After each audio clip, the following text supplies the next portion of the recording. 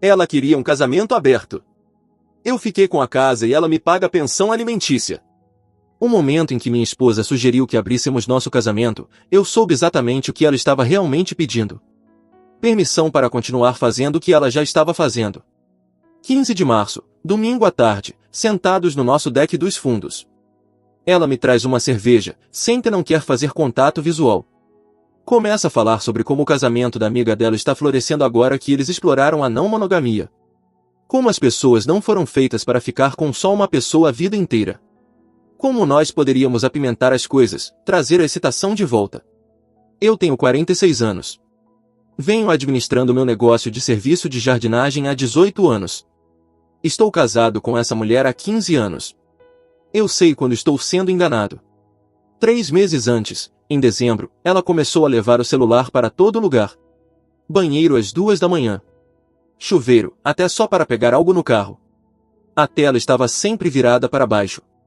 A senha dela mudou e eu não pedi a nova senha. O negócio de imóveis dela supostamente estava bombando. Ela é corretora com 5 agentes sob ela. Fatura cerca de $130 mil por ano. Bem mais que meus $80 mil depois das despesas do meu negócio de jardinagem. Mas de repente ela tem exibições de imóveis à noite várias noites por semana. Casas abertas nos fins de semana que vão até às 9 da noite. Eventos de networking que a deixam fora até depois da meia-noite. O dinheiro entrando não batia com as horas que ela dizia estar trabalhando. Eu chequei nossa conta conjunta. Os depósitos de comissão eram constantes, nada fora do comum. Mas as despesas contavam uma história diferente. $200 numa boutique que ela nunca me falou. $85 num wine bar em Anápolis quando ela disse que estava mostrando uma casa em Colômbia. $150 em contas de jantar em noites que ela me mandou mensagem dizendo que já tinha comido. Lingerie nova que eu nunca vi usar. Perfume que eu nunca senti nela. 1 hora no salão que custou $220 numa quarta tarde. Ela trabalha de casa a maioria dos dias. Gerencia os agentes dela remotamente. Ela ganhava mais dinheiro que eu, o que nunca me incomodou até eu perceber no que ela estava gastando. Então quando ela trouxe a ideia de abrir o casamento eu sorri. Eu disse que ia pensar sobre isso. Eu disse que era uma decisão grande e que precisava de tempo para processar. O que eu realmente precisava era de tempo para encontrar provas. Porque eu não sou burro e não ia deixar ela reescrever a história. Na manhã seguinte ela saiu para uma exibição de propriedade às 10 da manhã. Eu tinha 3 gramados para cortar aquele dia mas eu remarquei eles. Nós temos um iPad que fica na sala de estar. Temos ele há anos. Usamos para procurar eventos para fazer pela cidade. Assistir vídeos. Checar o tempo. Ele está logado na Apple ID dela porque ela configurou originalmente. Eu nunca prestei muita atenção. Aquela manhã depois que ela saiu eu peguei ele para checar o tempo. Abri e tinha uma notificação na tela de bloqueio. Uma prévia de mensagem de texto de um nome que eu não reconhecia. Vou te ver hoje à noite? Eu desbloqueei o iPad. O app de mensagens já estava aberto e lá estavam. Todas as mensagens de texto dela. Todas mesmo.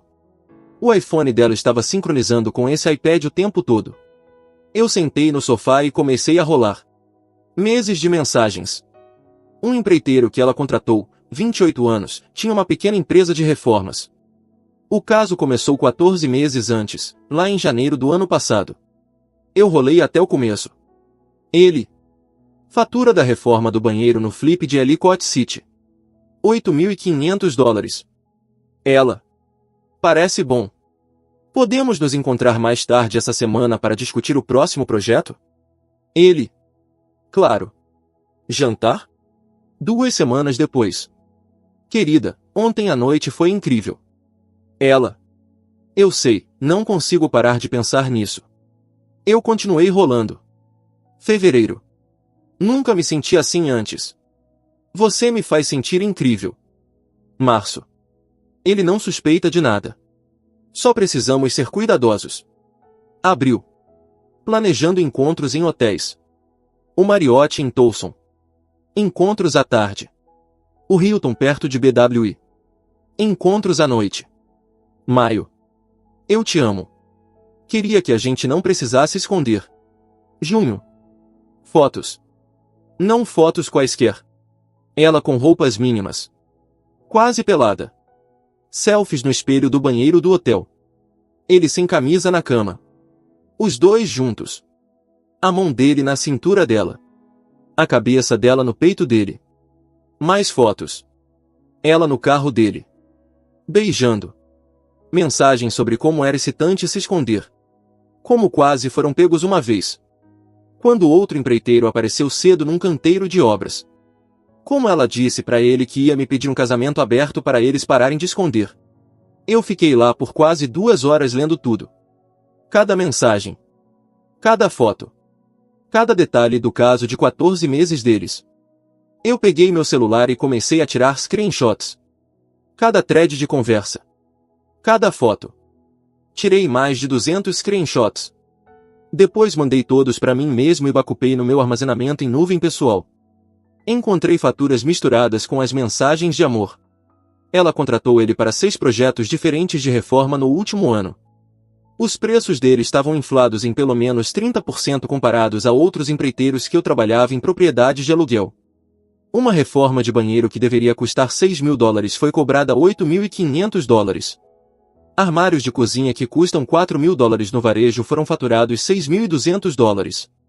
Ela estava pagando extra para ele com o nosso dinheiro. Nossa conta conjunta de negócios que financiava a maioria dos investimentos imobiliários dela. Meu dinheiro estava subsidiando o caso dela. Ela vinha usando fundos conjuntos para pagar o namorado dela reformar propriedades, depois embolsava a diferença quando vendia. As propriedades eram vendidas. Os lucros iam para a conta de negócios dela. E ninguém questionava por que os custos de reforma eram tão altos. Encontrei recibos de hotéis, jantares, uma viagem de fim de semana para Deep Creek Lake. Ela me disse que era uma conferência imobiliária. Tudo com data e hora. Cada mensagem. Cada foto. Cada detalhe. Eu salvei tudo. Depois liguei para um advogado de divórcio para a consulta. Encontrei um em Rockville, Maryland com 22 anos de experiência. Dirigi até lá naquela tarde. Levei meu celular com todos os screenshots. Ela olhou tudo por 45 minutos. Depois olhou para mim e disse 3 palavras que eu nunca vou esquecer. Ela está ferrada financeiramente. Maryland é o que chamam de estado de distribuição equitativa. Isso significa que a propriedade não é automaticamente dividida. 50-50 no divórcio. O juiz olha um monte de fatores para decidir o que é justo. Um desses fatores é adultério. Outro fator é dissipação de bens conjugais. Isso é quando um cônjuge gasta dinheiro em um caso. Hotéis, presentes, jantares, tudo isso. Minha esposa gastou aproximadamente $15.000 do nosso dinheiro conjunto em 14 meses. Mas, ela superpagou esse empreiteiro em pelo menos $12.000 em projetos de reforma usando nossa conta de negócios. O advogado explicou que juízes de Maryland ainda levam adultério muito a sério quando se trata de divisão de propriedade e pensão alimentícia. Mesmo que eles eliminaram motivos de divórcio baseados em culpa em outubro de 2023, adultério ainda importa para as partes financeiras. Afeta como o juiz divide a propriedade. Afeta decisões de pensão alimentícia. O advogado disse que porque minha esposa ganhava significativamente mais que eu, ela normalmente já teria que me pagar pensão alimentícia de qualquer jeito. Mas com o adultério e a dissipação de bens, o juiz provavelmente me daria uma fatia muito maior de tudo, incluindo a casa. Compramos nossa casa juntos em 2015, 5 anos no casamento, $340.000, nomes dos dois na escritura, vale cerca de $425.000 agora. Baseado em vendas recentes no nosso bairro, ainda devíamos $180.000 na hipoteca. O advogado disse que em Maryland, o tribunal olha coisas como contribuição de cada pessoa para a família, monetária e não monetária, necessidades financeiras e recursos, quanto tempo durou o casamento e as circunstâncias que contribuíram para o afastamento. Essa última era grande. O caso dela era a circunstância que contribuiu para o afastamento. Gastar nosso dinheiro no parceiro do caso era dissipação de bens conjugais. Superpagar ele pelos trabalhos de reforma era ainda pior. Ela ganhando $130.000 enquanto eu ganhava $80.000 significava que ela tinha capacidade de pagar pensão alimentícia. O advogado traçou uma estratégia. Primeiro, não contar para ela que eu sei de nada. Segundo, documentar tudo. Terceiro, esperar até termos um caso à prova de bala. Quarto, entrar com o divórcio e pedir posse exclusiva temporária da casa. Perguntei sobre essa última parte. Ela explicou que mesmo que nossos filhos fossem adultos independentes, eu podia argumentar que precisava da casa para o meu negócio. Eu administro meu serviço de jardinagem de casa, guardo equipamentos na garagem, e em alguns casos encontro clientes na casa. Se ela saísse voluntariamente, o que o advogado suspeitava que ela faria uma vez que o caso viesse à tona, eu teria base para manter posse exclusiva durante o divórcio. Voltei para casa aquela noite e agi como se nada tivesse acontecido. Minha esposa chegou em casa às 19h30 aquela noite, disse que tinha mostrado propriedades o dia todo. Eu sorri, perguntei sobre o dia dela, e esquentei umas sobras. Ela perguntou se eu tinha pensado mais na proposta dela. Eu disse que ainda estava processando, mas que estava aberto à ideia. Ela pareceu aliviada. Aquela noite eu ouvi ela mandando mensagem para alguém no banheiro. Eu sabia exatamente quem era. Sabia exatamente o que as mensagens diziam, porque elas estavam sincronizando com o iPad na nossa sala em tempo real. As próximas 2 semanas foram as mais difíceis da minha vida, fingindo que tudo estava bem, vendo ela mentir na minha cara todo santo dia. Mas eu fiquei quieto. Documentei tudo. Checava o iPad a cada poucos dias. Mais mensagens, mais fotos, mais evidências. Eles estavam planejando um futuro juntos. Ele ia expandir o negócio de empreiteiro. Ela ia deixar a equipe atual e fazer parceria com ele em consertar as propriedades flipadas. Eles estavam olhando propriedades de investimento para comprar juntos. Ela achava que eu ia concordar com o casamento aberto, e ela ia ter o bolo e comer também. Ficar casada comigo pela segurança financeira enquanto ficava com ele. 30 de março, exatamente 2 semanas depois que ela trouxe a ideia de abrir o casamento pela primeira vez, eu entrei com o divórcio. Não contei para ela. O oficial de justiça apareceu na nossa casa em 2 de abril às 9h30. Eu me certifiquei de não estar em casa. Estava 3 ruas além, cortando o gramado de um cliente. Meu celular tocou por volta das 10 da manhã. Eu não atendi. 12 ligações a mais na próxima hora. Os voicemails foram de confuso para bravo para chorando para ameaçando. Eu não ouvi até mais tarde. Cheguei em casa às 16 horas. Ela estava sentada na sala com os papéis do divórcio na mesa de jantar. O rosto vermelho. Maquiagem borrada de tanto chorar. Ela começou a gritar no segundo que eu entrei. Como eu pude fazer isso? Eu passei por ela, fui pro quarto, comecei a arrumar as roupas dela. Ela me seguiu, ainda gritando. Eu entreguei 3 malas para ela e disse que ela precisava sair. Ela disse que aquela era a casa dela também. Eu disse que meu advogado entraria em contato. Ela podia ficar num hotel ou com um namorado empreiteiro. Ela parou de falar e me encarou quando eu disse isso. Tentou negar. Eu peguei meu celular e mostrei um dos screenshots do iPad. Aquele deles na cama juntos. Ela começou a chorar de novo, dizendo que foi um erro. Que terminaria. Que a gente podia fazer terapia. Eu disse que era tarde demais para isso. E disse que ela tinha 1 hora para arrumar e sair. Se não saísse, eu chamaria a polícia e mostraria as evidências do caso e da dissipação de bens conjugais. Eu estava blefando. Disse que faria todo mundo saber. A equipe dela, os clientes, a associação imobiliária local, todo mundo. Ela saiu, pegou as malas, entrou no carro, foi embora. Eu troquei as fechaduras naquela noite. Meu advogado entrou com pedido de posse exclusiva temporária da casa na manhã seguinte, argumentou que eu precisava dela para o meu negócio, que minha esposa tinha saído voluntariamente, que ela ganhava significativamente mais e podia pagar moradia alternativa. O juiz concedeu em 1 semana. Minha esposa teve que encontrar outro lugar para morar. Ela se mudou para a casa dele. Ele morava num condomínio em Ellicott City, alugado, 1 quarto. Meu advogado começou a descoberta imediatamente, pediu todos os registros financeiros do negócio imobiliário da minha esposa, extratos bancários, extratos de cartão de crédito, tudo. Meu advogado intimou tudo o que podia, pediu os registros telefônicos dela para provar a linha do tempo. Tínhamos tudo dos screenshots do iPad, mas queríamos mais. Em maio, tínhamos construído um caso absolutamente à prova de bala, $14.847 gastos no caso em 14 meses em quartos de hotel, jantares, presentes, viagens, mais $12.300 em superpagamentos ao empreiteiro por trabalhos de reforma. Dissipação total, $27.147. Tínhamos 847 mensagens de texto entre eles, 127 fotos, 4 vídeos que eu nunca assisti. Datas e horas provando que ela estava com ele em horário de trabalho quando supostamente estava gerenciando a equipe ou mostrando propriedades. Minha esposa contratou um advogado, algum cara de Baltimore, que cobrava quase $300 a hora. Ele tentou argumentar que as leis de divórcio sem culpa de Maryland significavam que o caso não importava. Meu advogado destruiu essa afirmação. Maryland eliminou motivos de divórcio baseados em culpa, sim, mas adultério ainda importa absolutamente para a pensão alimentícia e divisão de propriedade. A lei é clara.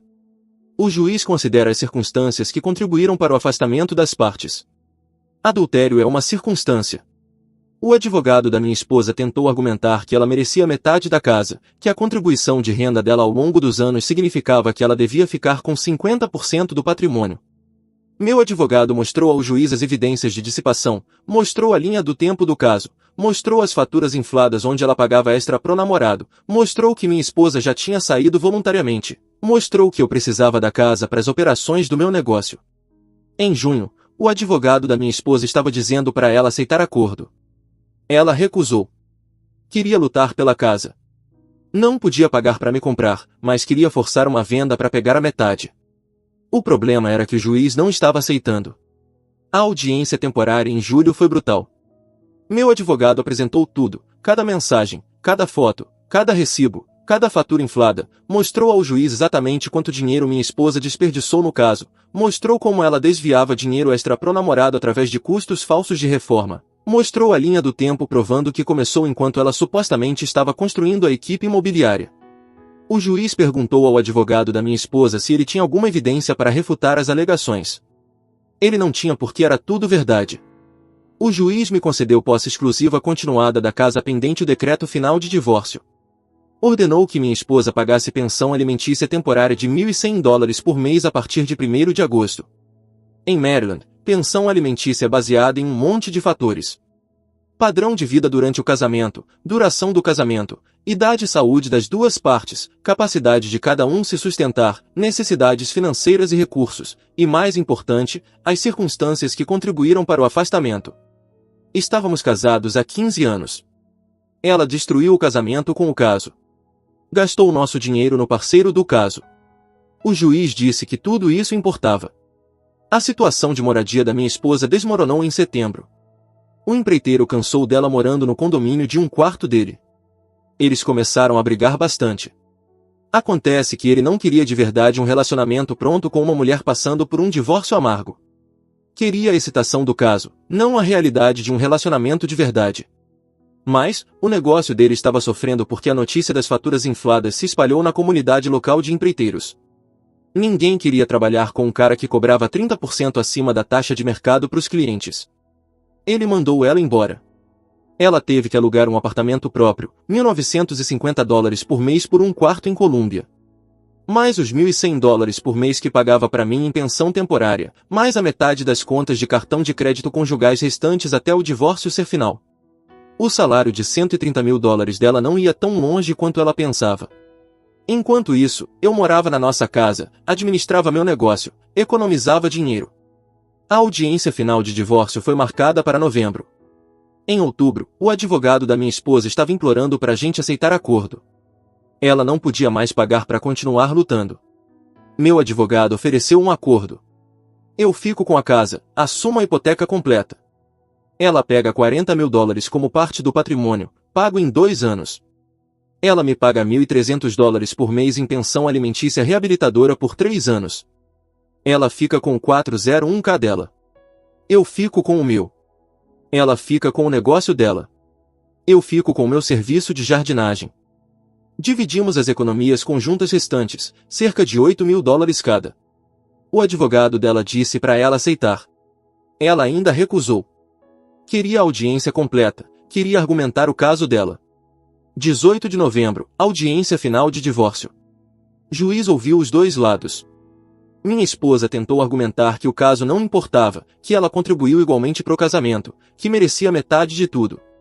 Meu advogado apresentou as evidências de novo, tudo.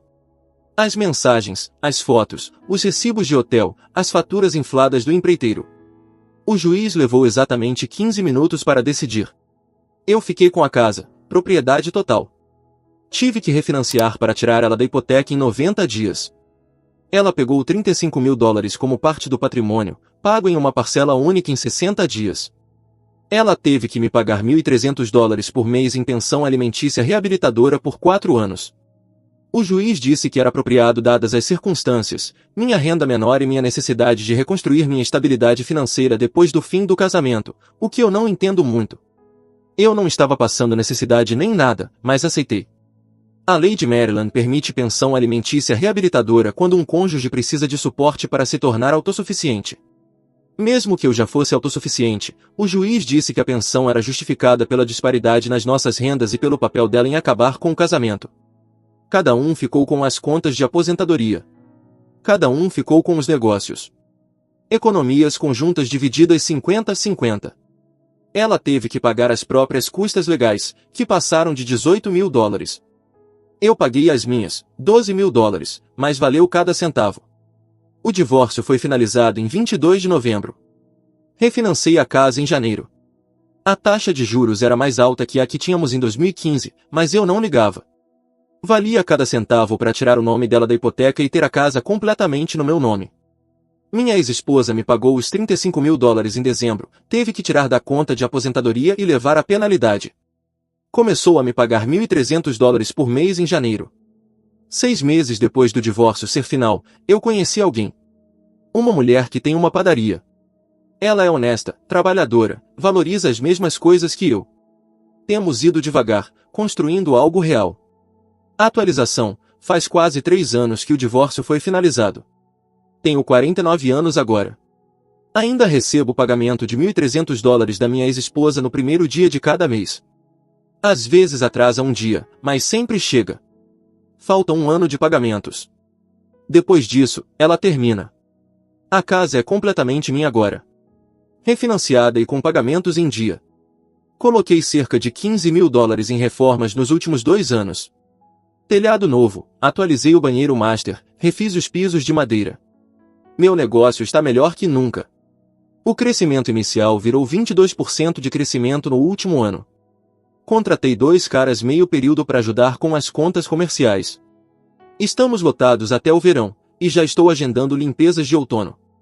Acontece que quando você não está constantemente preocupado com o que sua esposa está fazendo pelas costas, você tem muita mais energia para focar em construir algo real. Ainda estou com a mulher que mencionei antes, a dona da padaria.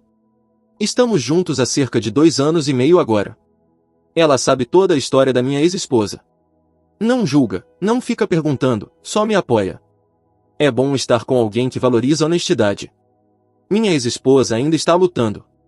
Ela tem 47 agora, parece mais velha que a idade. Ouvi que ela está com só um agente agora. O outro saiu há uns 6 meses para entrar numa corretora maior. Ela está fazendo mais exibições e vendas ela mesma, o que significa mais horas por menos dinheiro. A renda dela provavelmente está mais perto de $75.000 agora, talvez $80.000 se tiver um ano bom. Aquele apartamento de 1 quarto em Colômbia está consumindo uma fatia enorme do salário líquido dela, e ela ainda tem aquele pagamento mensal de $1.300 para mim por mais um ano. O empreiteiro nunca se recuperou. Última coisa que eu vi, ele está trabalhando para a empresa de outra pessoa agora, fazendo reformas básicas, não comanda mais o próprio negócio. O escândalo das faturas infladas destruiu a credibilidade dele no mercado local. Eu vi minha ex-esposa uma vez há uns 6 meses. Estava na loja de materiais de construção carregando adubo na minha caminhonete. Ela passou com um carrinho de compras, não me viu de primeira. Parecia cansada, desgastada pelas consequências das escolhas dela. Quando finalmente me notou, só fez um aceno e continuou andando. Sem palavras, sem drama, só 2 estranhos que já foram casados. Eu não odeio mais ela. Não estou bravo. Simplesmente não me importo. Ela fez as escolhas dela, e essas escolhas tiveram consequências. O iPad ainda está na minha sala. Fiz reset de fábrica e configurei com minha própria Apple ID. Uso para as mesmas coisas que usávamos antes, receitas, tempo, assistir vídeos enquanto tomo café da manhã. Às vezes penso naquela manhã quando desbloqueei e encontrei todas aquelas mensagens. Como meu mundo inteiro mudou em 2 horas. Como um dispositivo esquecido derrubou 14 meses de mentiras. As pessoas me perguntam se eu preferiria nunca ter sabido, se ignorância seria felicidade. A resposta é não. Eu mereço saber a verdade. Mereço a chance de tomar decisões informadas sobre minha própria vida. E mereço coisa melhor que alguém que me olharia nos olhos todo dia enquanto planejava um futuro com outra pessoa. O iPad me deu essa verdade. O sistema judicial de Maryland me deu justiça. E agora, 3 anos depois, eu tenho algo que não tinha nos últimos anos do meu casamento. Paz, paz real e genuína. Eu durmo bem. Trabalho duro.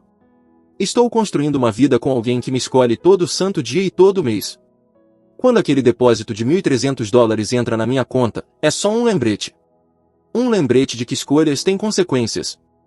E um lembrete de que às vezes a tecnologia feita para nos manter conectados é a mesma tecnologia que revela quem a pessoa realmente é. Minha ex-esposa queria um casamento aberto para poder ter tudo. A segurança financeira do nosso casamento e a excitação do caso dela. Em vez disso, perdeu tudo. A casa, a renda, o respeito, o relacionamento, tudo. E eu sou quem saiu na frente. Não porque queria vingança, mas porque me recusei a ser feito de bobo.